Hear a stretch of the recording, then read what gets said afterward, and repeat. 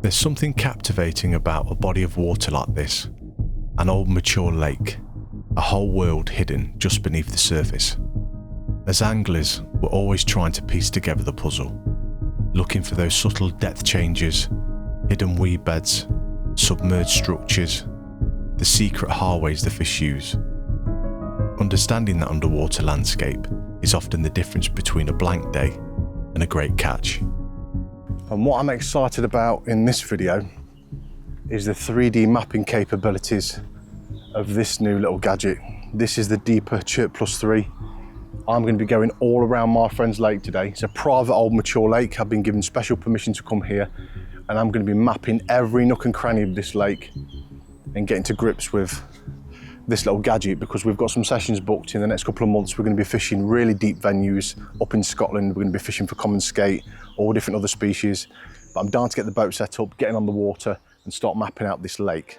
So yeah, let's crack on.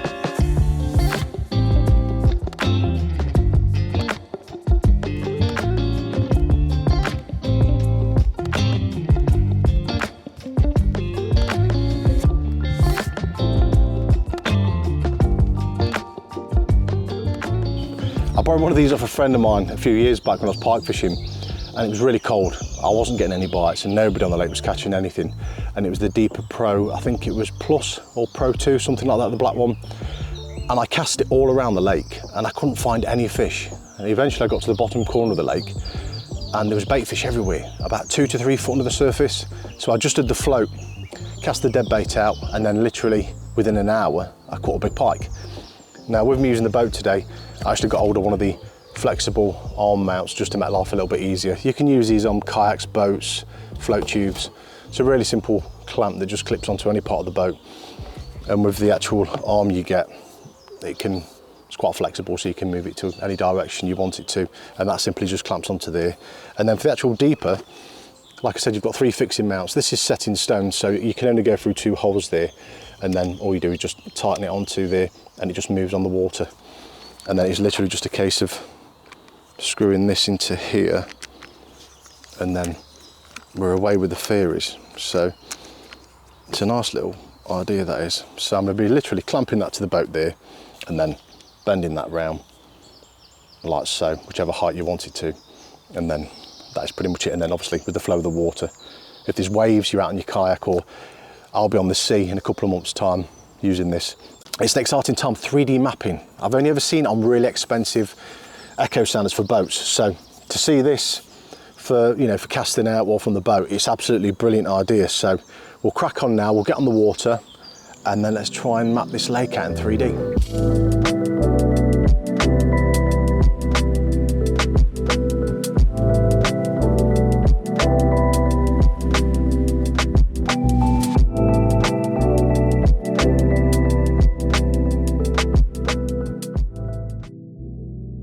Right, so the deep's in the water, the app's loaded, and it's telling me I'm in 4.3 foot of water.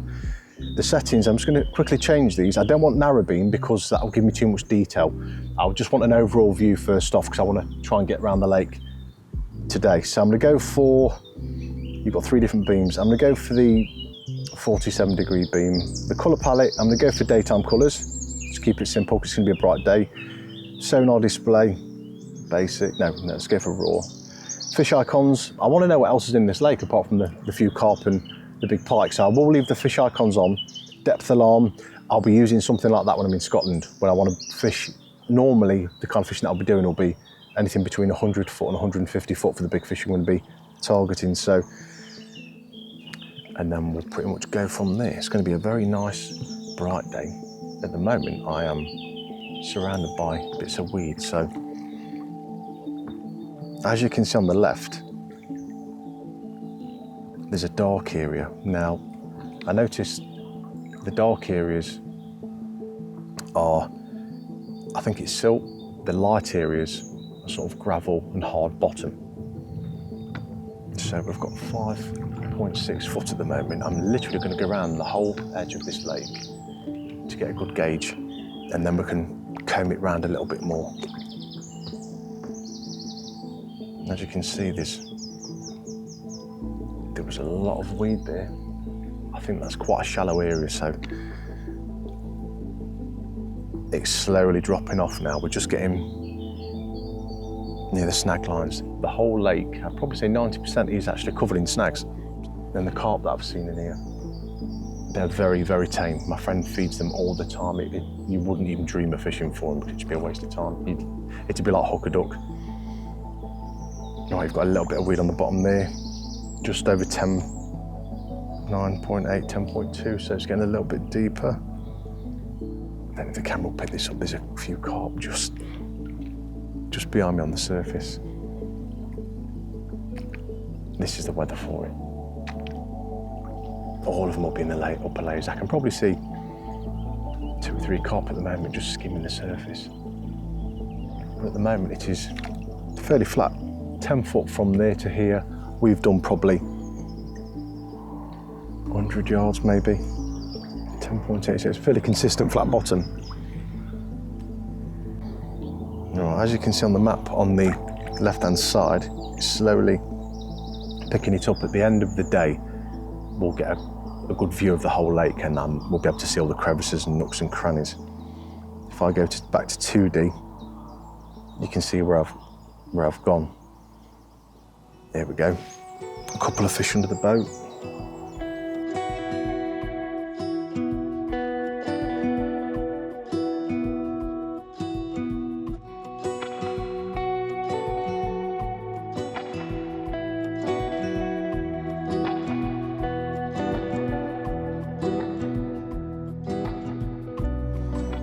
And as you can see on the 3D map, at the moment it might not look much, but in fact, can we zoom in? Yes, we can. Here we go. That's nice. It's a nice little, here we go, that's nice. The 3D mapping, I seen a little clip of it and it looked really good. Seeing all the drop-offs, so if you're on defending drains pike fishing, or you're carp fishing, let's say somewhere like Cassine in the south of France, using something like this to pinpoint any areas to fish there mid-water. Yeah, I wouldn't use it for finding fish. I think that'd take the romance out of it. But if you're looking for bait fish, or you're in a boat like this and you're on deep locks in Scotland and things like that, I think it'd be a game changer. It really would, because you can't have a leader rod or a marker rod out in 100 foot. So that's where these come into play. So we're slowly building a little bit of a picture up here. As you can see, 6 foot, and look at you can tell with the shallower water, all this weed coming through, this blanket weed and all sorts here. And this is where my friend tends to feed the carp in the lake. On this unit is, I think they said it's about 15 hours. I mean, obviously you wouldn't be out that long. I think most anglers, when they use these, you'd have a couple of hours marking a swim out on a syndicate or a reservoir, whichever you're fishing. As you can see, if we move in there, look, you can just start to see the contours appearing. Bearing in mind, I've got this, it's not the most sensitive beam. I can go over certain areas and pinpoint other bits and bobs, but this new Deeper Chirp 3 has got better GPS accuracy as well. And in shallow water, it's got much better detail. On the actual premium subscription, which is only like 25 quid, you can look at their maps in 3D. So the programming and the algorithm that they use on these is absolutely brilliant. Well, that is it. The lake is completely mapped out. So from what I can see, it's a fairly flat bottom. I will look at this in more depth in a minute. But as you can see, you've got, it's a fairly strange shaped lake. It sort of points to a corner. Like I say, there's a lot of snags all around this lake. There's a few areas where they look a little bit fishy, sort of around this margin close here at the bottom of the screen, just there. So what I'm going to do, have a bit of lunch, and then we'll come back and we'll get the narrow beam on and we'll get a little bit more detail on here. But I've seen some really nice carp in it, to be honest. I don't know if my friend knows that they're actually in the lake, to be fair.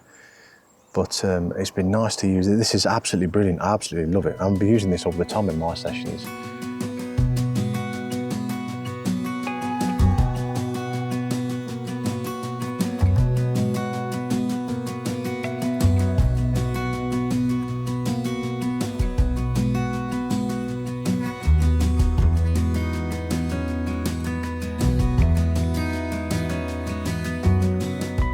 I'm literally just having a little look through this app, and the one thing that I do like about it is that it can record the whole time that you've got your deeper out in the water, and it lets you know if you're looking for fish or you bait fish or whatever you're doing with it.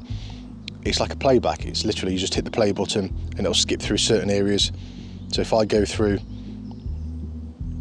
let's have a look, let's say a quarter of the way through, it can show the boat moving over the bottom and show you what fish are in the area. Now, I'm not too fussed about finding fish. The only time I'd use this for finding fish if I was struggling like mad, I'm trying to catch a pike and I need to find the bait fish. So if I'm on a fen and drain, I've been blanking for a couple of weeks, I've got no problems getting the deeper out, looking for some small bait fish and sort of putting the odds in my favour, because I do go fishing to catch fish.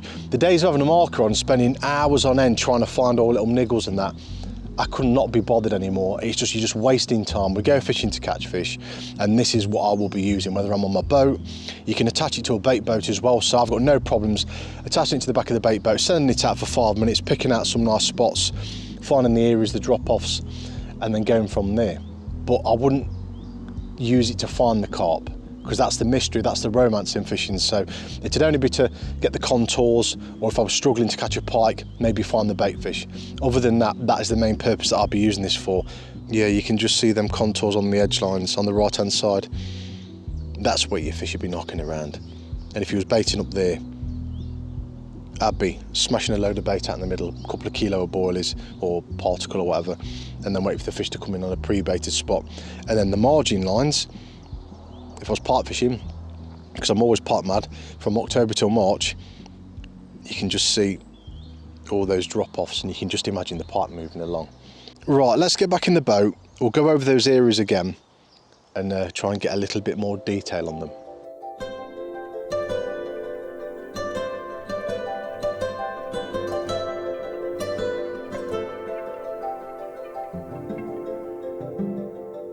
So I'm going to change the settings on this.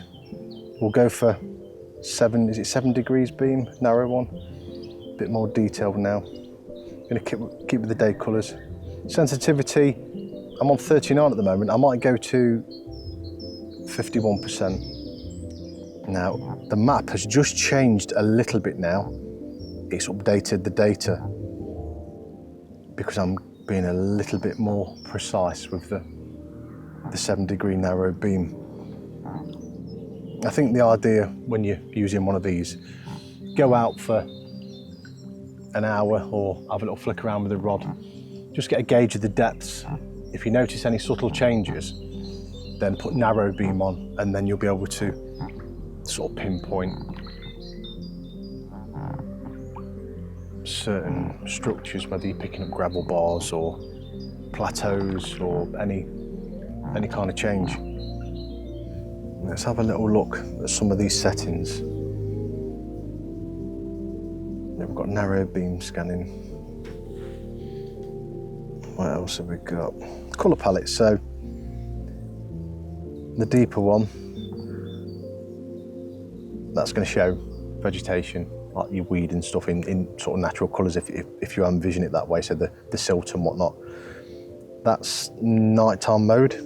I'm gonna have a go with that tonight. There's a little LED on the top of the deeper inside it, and when you change the top and put a bright yellow cone on, there's a little light that flashes so you can see where you've got it, which will come in handy.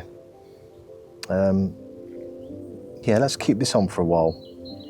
This actual, I don't know if it's a classic palette it's called, I'm not too sure. So sonar display, raw, what's basic?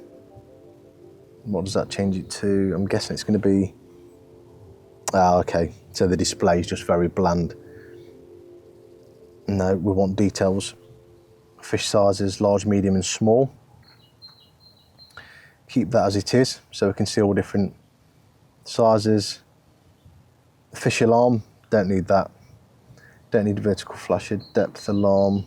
Depth alarm would be absolutely brilliant. I'll be using that in Scotland, so when I hit 100 foot of water, the alarm will go off, then I'll know that I'm going to be in the right area.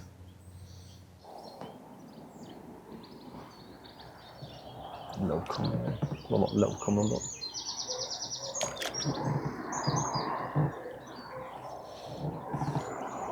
I think just about every snag on this corner of the lake has got carp in. There's one just here, little small one. But yeah, it's going to be exciting using this. At least I haven't got a massive echo sounder for the boat, because it is a bit cumbersome.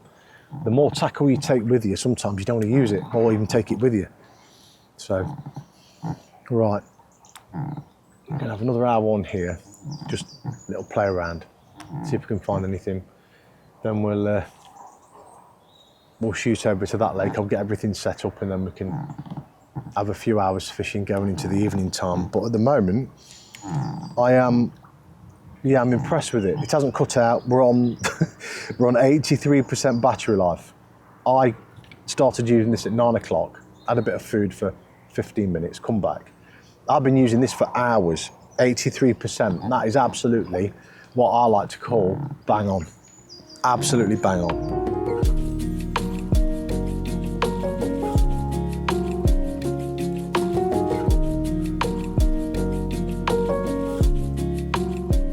So I think now I'm gonna have a little cast around with the Deeper.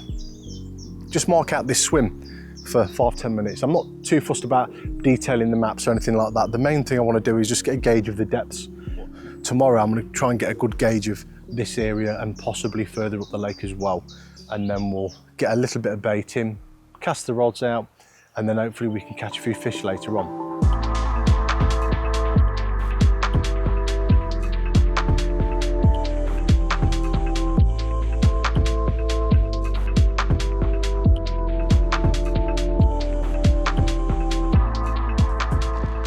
So just going to put a small amount of corn in. Probably put 10-11 handfuls in when I first arrived this morning. And this was the spot that I fished. If you saw my last video, there was quite a few carp coming through. It took me a while to get on the feed, and I'll just fish literally 4 or 5 grains of corn on a hair rig, nothing else, and just pop it down there and see what we can get. I'm just going to have one to the left, one to the right, and then see if we can get any action. So let's go for there. That's nice. So I'm hoping that we can get at least 1 or 2 fish tonight. I'm fishing in probably 3.5 foot, very silty area, which is why I'm using a helicopter rig. And I did put probably 1/4 bag of sweet corn in this area. Last time I was here, sweet corn and pellets. I had a bit of ground bait as well. It worked fantastic. You know, we had quite a few fish over the space of the week. I was catching probably over the course of the week, I think I had about 15, 16 fish. But tonight I'm only after a couple.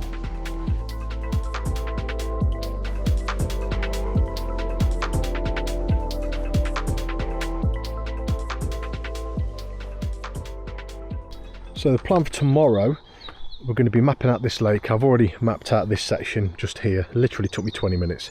If I'd have been using a marker on it, it took me forever.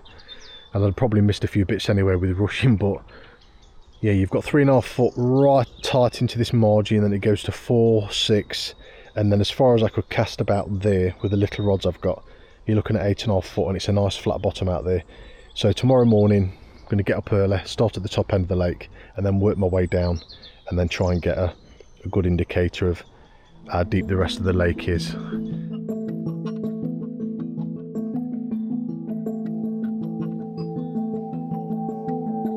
Well, good morning, and it's about 6:15. It's a very mild night last night, really nice. And we had, I think it was a couple of bream. I had 2 carp around 2 o'clock in the morning, only small little ones. And then I've literally just now had another one, a nice little ghost carp, all on the sweet corn. Lovely little fish, little orange colour ghoster, really nice condition as well, lovely markings on him. Right, go on mate.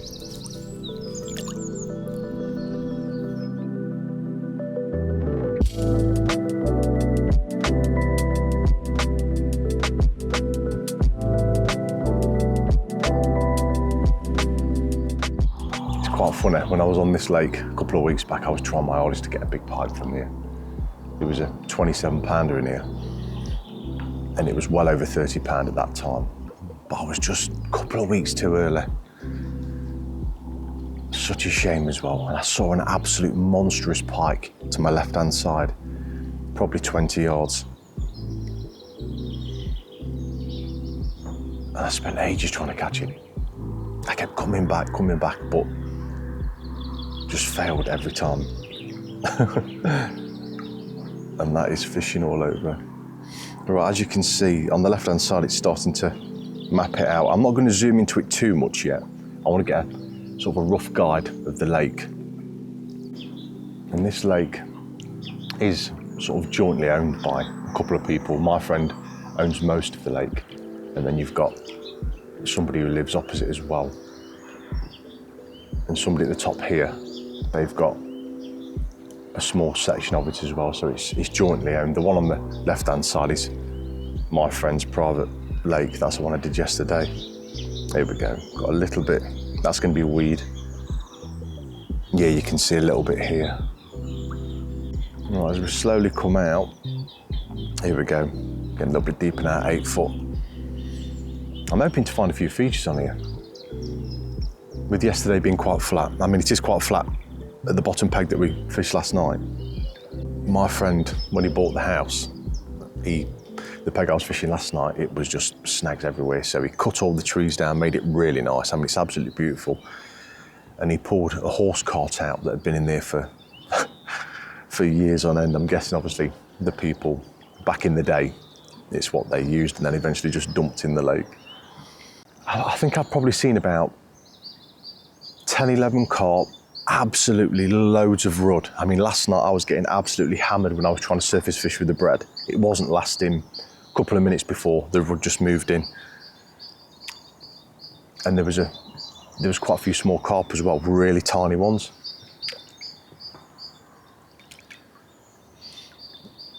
All right, I've pretty much circled myself at this top end. I want to get this top end out of the way just in case anybody wants to fish on that top area.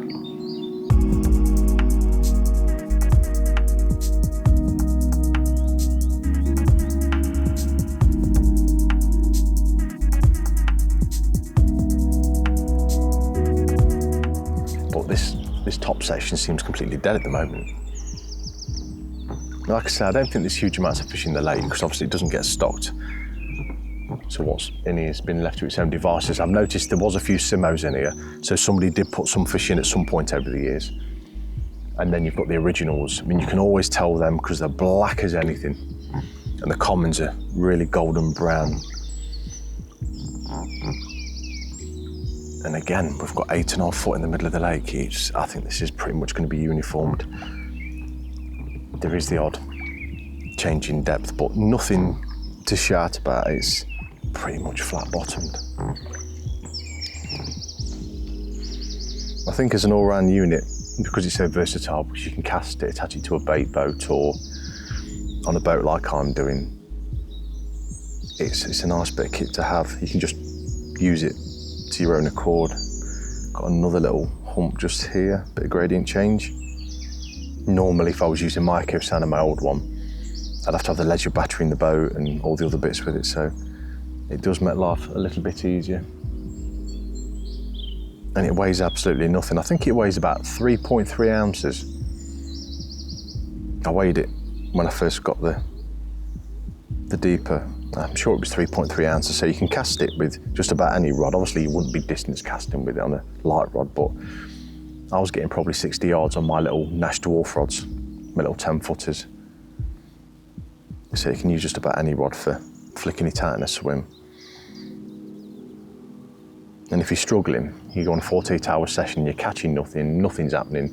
It's always a good fail-safe, just chuck it out and actually see what is actually happening. You know, if you're fishing on the deck, is it worth just popping some zigzags because all the fish are under the surface or mid-water? Because, I mean, let's face it, we do go fishing to catch fish, and in times of need, getting that little bit of help, I can't see a problem with it. But my main use for this is going to be mapping out a lot of swims and just be a little bit more detailed in my approach, because normally if you watch my videos, I'll have a quick lead around and then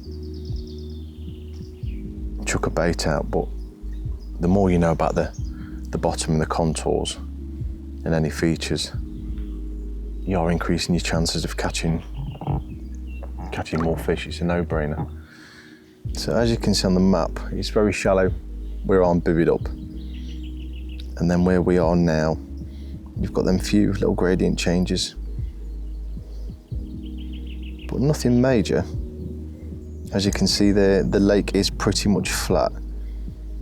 I've noticed on this lake and the other lake, the margins they're not just straight down, they're sort of gradient and bitty and bobby all around. And obviously you've got lots of snags here as well. So generally speaking, yeah, there's not huge amounts of features on here. So my views on this is something I am going to be using quite a lot. It's going to help me out in the coming months. I've got loads of different sessions planned, fishing here, there and everywhere, but fishing the deep venues that I'm going to, this is going to be an absolute game changer. If the weather's really bad and I can't get out on the boat, I can quickly cast it out, let it drift back to me, or, you know, the possibilities around this. It's always nice to know how deep you're fishing. Normally I'll get a lead, cast it out, count, let's say I'm using a 2.5 ounce lead, I'll count the seconds it takes to hit the bottom normally. But at least I can get a little bit more of a detailed view on here. And when I'm fishing in several hundred feet of water, knowing what the bottom's like is going to be key for me, especially up in Scotland. You ain't going to be chucking a lead out and counting it down when you're fishing in 100 foot of water. I've got to grips with the app.